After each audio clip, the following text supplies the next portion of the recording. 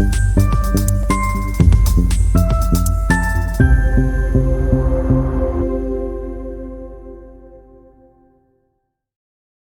दोस्तों, मैं हूं डॉक्टर विवेक चोपड़ा और आज मैं आपको बताने जा रहा हूं कि अगस्त 2025 आपके लगन के लिए कैसा रहेगा।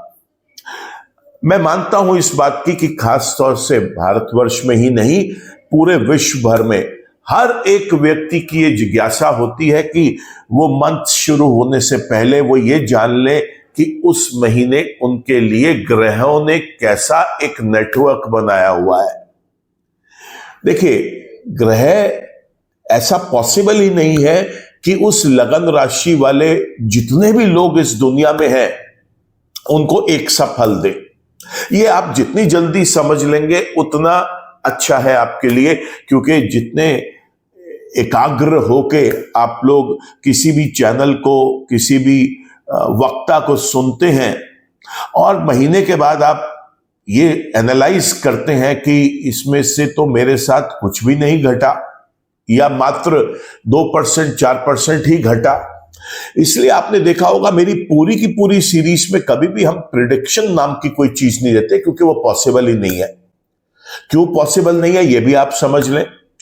840 करोड़ लोग लगभग इस पूरे के पूरे विश्व में है, जिसमें से अगर हम 12 राशियों में उनको डिवाइड करें तो लगभग 70 करोड़ लोग एक स्पेसिफिक राशि के अंदर आएंगे।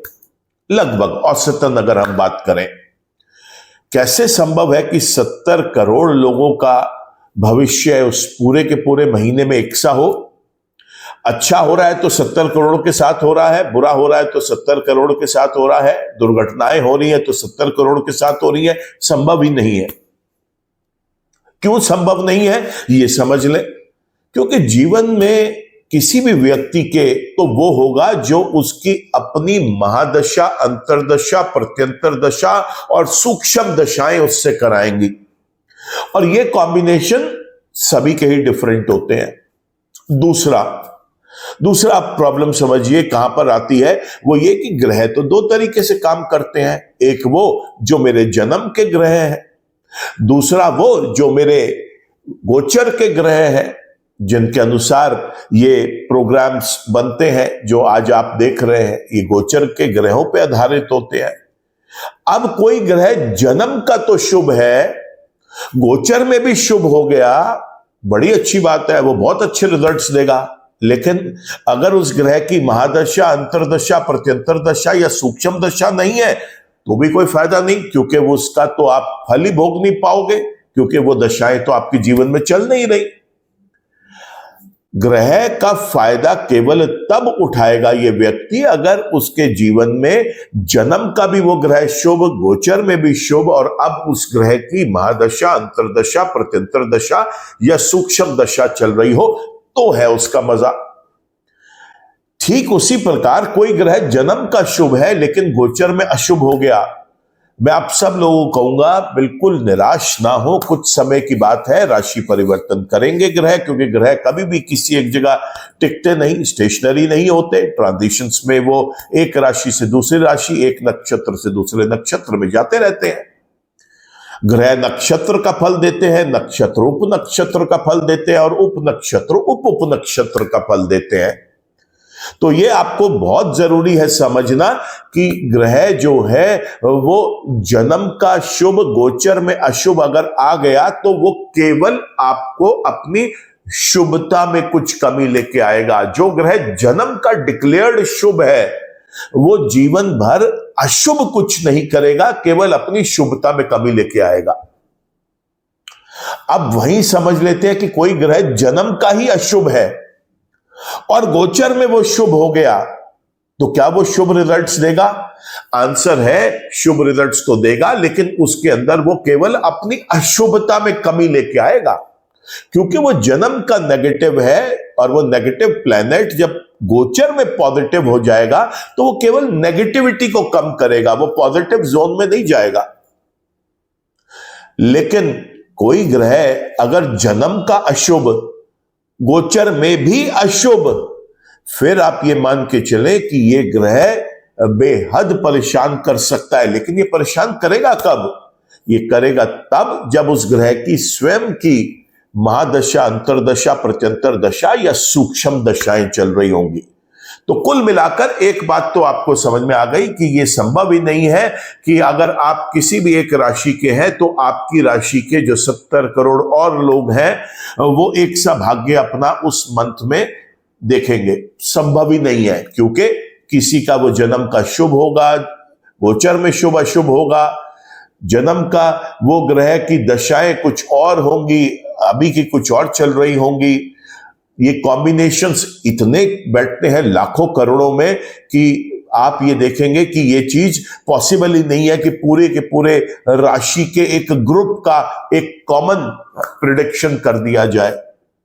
और इसीलिए लोगों का अब विश्वास उन एस्ट्रोलॉजर्स की तरफ से भी टूटता चला जा रहा है, जहां पर वो किसी को कह रहे होते हैं लॉटरी निकल जाएगी और किसी को बता रहे होते हैं कि ये आपके लिए एक्सीडेंट हो जाएगा। व्यक्ति देखता है ना लॉटरी निकली और ना मेरा एक्सीडेंट हुआ, मेरा जीवन तो एक अलग ही तरीके से चला जो शायद इन्होंने मेरे को बताया ही नहीं। तो सबसे पहले आप यहां पर यह समझ लें कि आपके जीवन के अंदर जो घटनाएं हैं वो जन्म के शुभ और अशुभ उस ग्रह को जरूर देखें, गोचर का वो शुभ अशुभ है उसको भी देखें, और जो कॉम्बिनेशंस मैंने आपको बताए हैं उनको चेक करें। फिर ये देखें कि आपकी उस ग्रह की दशाएं हैं भी अभी या नहीं है। अगर है तो ही अच्छा या बुरा होगा, नहीं है तो अभी ये पीरियड निकल जाएगा। ये पहला रूल है। इसीलिए मैं अपनी जो सीरीज बनाता हूं उसके अंदर हमेशा आपको शुभ या अशुभ बताता हूं, फिर आप अपने जन्म के प्लेनेट के साथ भी उसे शुभ और अशुभ देख लें। अगर दोनों साइड शुभ शुभ मिल रहा है तो ये आपकी बल्ले बल्ले वाली सिचुएशन। जन्म का शुभ है, गोचर का शुभ है, तो परेशान नहीं होना, केवल पॉजिटिव कुछ कम होगा, नेगेटिव नहीं होगा, चिंता ना करें। जन्म का नेगेटिव है, गोचर में पॉजिटिव है, तो कुछ बहुत पॉजिटिव नहीं होगा, केवल नकारात्मकता में कमी मिलेगी। तो कहते हैं ना दर्द बहुत था, उस दर्द में कुछ कमी आएगी, लेकिन एक व्यक्ति ठीक नहीं हो पाएगा। हाँ, इतना जरूर है कि अगर दर्द में भी कमी होती है तो आदमी कहता है हाँ कुछ आराम है, मुझे मेरा दर्द अब उतना मेरे को तंग नहीं कर रहा, उतना नासूर नहीं बन रहा। लेकिन अगर कोई ग्रह जन्म का भी खराब और गोचर में भी खराब और मान लीजिए उस ग्रह की दशाएं भी है, फिर तो मैं आपको यह कहूंगा कि इमीडिएटली इस वीडियो को चाहे यहीं पॉज करके किसी विद्वान ज्योतिषाचार्य के पास जाकर एक कुंडली का एनालिसिस करवाएं और समझे कि वहां पर कैसे इस प्रकोप से बचा जा सके, क्योंकि यह तो फिर आपको जरूर परेशान करेगा। तो यह था हमारा फर्स्ट स्टेप वीडियो को आगे ले जाने से पहले, जहां पर आपको यह समझाना चाह रहा हूं मैं कि इसका एनालिसिस किस तरीके से करवाना चाहिए। अब आप कहेंगे कि ये शुभ और अशुभ ही क्यों? ये आपको सचेत करने के लिए कि अगर वो चीज शुभ है तो आप उसका फायदा उठा लें, और अगर वो अशुभ है तो सतर्क हो जाए। ये चेतावनी है उन लोगों के लिए। तो फिर ग्रह अगर गोचर में अशुभ है, चाहे वो जन्म का शुभ है या अशुभ है, ये तो लाजमी है कि उसके लिए आपको उपाय करने आवश्यक है। यहां पर आपको मैं यह भी बताता चलूंगा कि आपके इस लगन के अंदर ये कौन से भाव में ग्रह है, और आप मेरे चैनल पर जाकर अपने लगन के लिए उस भाव में ग्रह क्या काम कर रहा है उसे विस्तार से देखें। और ये विस्तार से देखने की वीडियोस केवल वो वाली वीडियोस आपके लिए आवश्यक होंगी जो ग्रह अभी गोचर में मैं आपको बोलूंगा कि अशुभ है। वीडियो को लंबा नहीं करूंगा क्योंकि एक चीज बार बार रिपीट करने का फायदा नहीं है। आप उसको मेरे चैनल में ज्योतिष सीखो की एक सीरीज है जिसमें सूर्य 12 भाव में कैसे फल देंगे हर लगन वाले व्यक्ति के लिए, उसके बारे में बताया गया है। ऐसे ही चंद्रमा, मंगल, बुध, बृहस्पति, शुक्र, शनि, राहु और केतु सभी की वीडियोस अवेलेबल है। मैं आपको इस वीडियो में आपकी सहूलियत के लिए इतना जरूर बताऊंगा कि गोचर में वो ग्रह आपके किस भाव में गोचर कर रहे हैं, और अगर वो ये बताऊं आपके लिए कि वो अशुभ है तो जरूर उस सीरीज में जाकर उसको आगे देख लें। यहां पर एक ही चीज बार बार रिपीट करूंगा, वो मैं नहीं करना चाहूंगा। केवल ये वीडियो का उद्देश्य ये बताना है आपके लिए कि कौन सा ग्रह आपके लिए इस महीने शुभ रहेगा और कौन सा अशुभ रहेगा। अशुभ ग्रहों के उपाय जरूर करें, यह मेरा आप सबसे निवेदन है। करके तो देखें, आपको खुद 1 महीने के अंदर 2 महीने की रेमेडीज फॉलो करके समझ में आ जाएगा कि ये क्यों कराए गए थे आपसे। आप जिस भी किसी रिलीजन के हैं, आप जिस भी किसी देवी देवता को मानते हैं, आप जिस भी किसी की पूजा करते हैं, अर्चना करते हैं, आप वो करें। मैं उसके लिए किसी को मना नहीं करूंगा, सबका अपना अपना विश्वास है किसी एक देवी देवता के साथ, किसी गुरु के साथ, किसी और तरीके से वो आप करते रहें। मेडिटेशन करें, प्रेयर करें, मंत्र चैंटिंग करें, पूजा पाठ करें, जो आपसे बन पड़ता है उतना आप करें। लेकिन नेगेटिव प्लैनेट्स को रिड्यूस, उनकी स्ट्रेंथ को करना आपकी सबसे बड़ी ड्यूटी होगी किसी भी महीने में। जो उस महीने में आपके लगन के लिए ग्रह अशुभ है, उसके उपाय तो आप जरूर करें। तो चलिए जानते हैं कि आपकी इस राशि के अंदर क्या कह रहे हैं आपके ग्रह, कौन से शुभ हैं, कौन से अशुभ हैं। कुंभ राशि वालों के लिए अगस्त 2025 में सूर्य से लेकर केतु तक कौन सा ग्रह शुभ है या अशुभ है, आइए ये जानते हैं। देखिए, 1 तारीख से 16 तारीख तक सूर्य ग्रह गोचर करेंगे कर्क राशि में, और ये गोचर इस लगन वाले व्यक्ति के लिए बेहद शुभ है। लेकिन जब ये 16 तारीख से 31 तारीख तक कुंडली के 7वें भाव में गोचर कर रहे होंगे, वहां पर ये अशुभ हो जाएंगे। तो 6ठे भाव में कर्क राशि का गोचर शुभ, लेकिन अपनी ही राशि में 7वें भाव में बैठकर सूर्य अशुभ फल देंगे। चंद्रमा की बात कर लेते हैं। तो चंद्रमा के बारे में तो मैं हमेशा बताता आया हूं कि सिंह लगन, कन्या लगन, धनु लगन और कुंभ लगन, ये 4 लगन 12 लग्नों में से ऐसे हैं जहां पर चंद्रमा केवल और केवल अशुभ फल देते हैं। और उसकी अशुभता को कम करने के लिए आपको सरल उपाय करने ही पड़ेंगे। क्या है वो उपाय? सबसे पहला उपाय है कि आप चंद्रमा के मंत्र जप करें, शिव भगवान की पूजा अर्चना करें, शिव भगवान के मंत्र जप करें, महामृत्युंजय का मंत्र जप करें, शिवलिंग पर दूध और जल चढ़ाएं। अगर यह संभव ना हो तो कम से कम जल जरूर चढ़ाएं। साथ ही साथ संध्या के समय जब सूर्य अस्त हो जाता है और बाहर अंधेरा छाने लग जाता है, ऐसे समय में आपको चाहिए कि आप किसी वृद्ध गरीब औरत की मदद करें।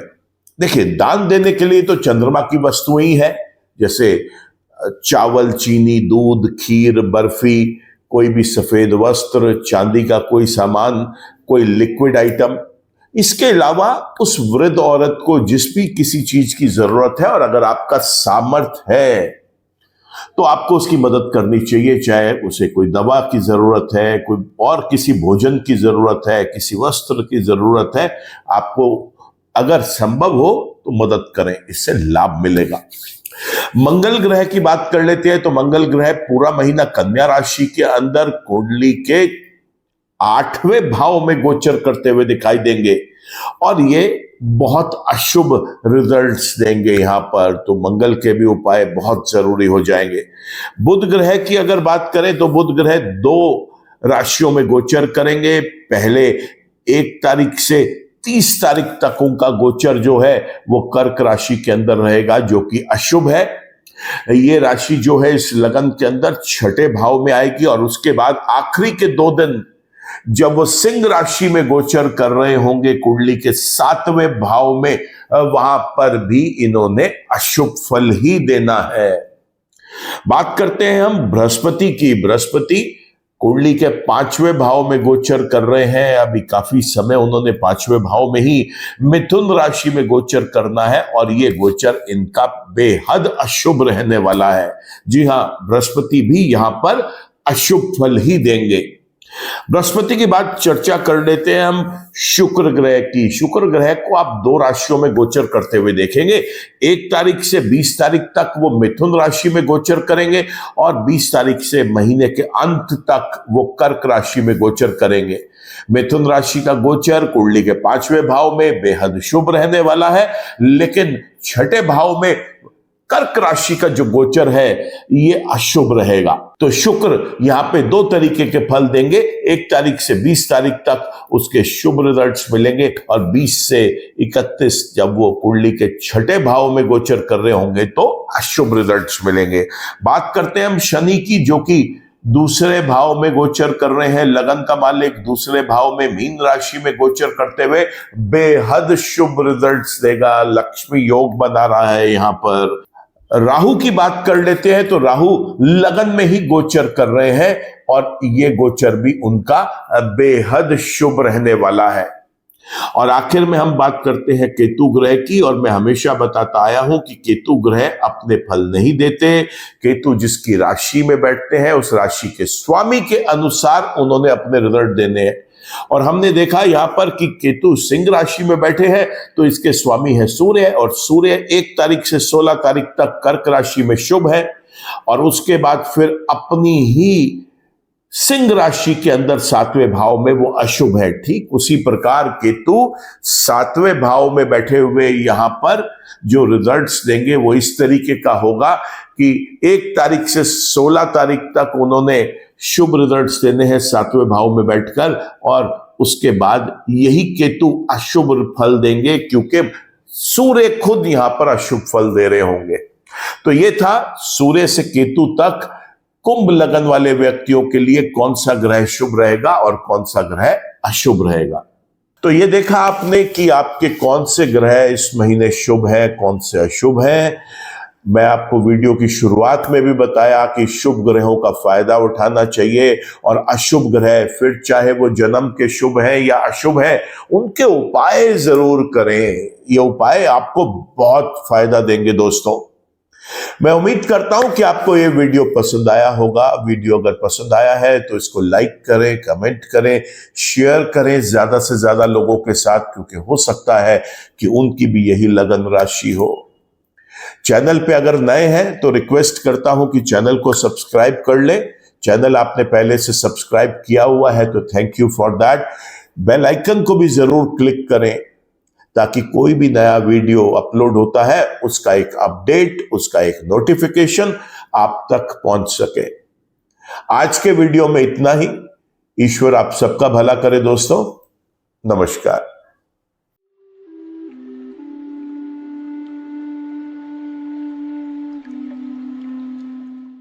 जीवन की सभी प्रकार की व्यक्तिगत, पारिवारिक और व्यावसायिक समस्याओं के समाधान के लिए तुरंत संपर्क करें।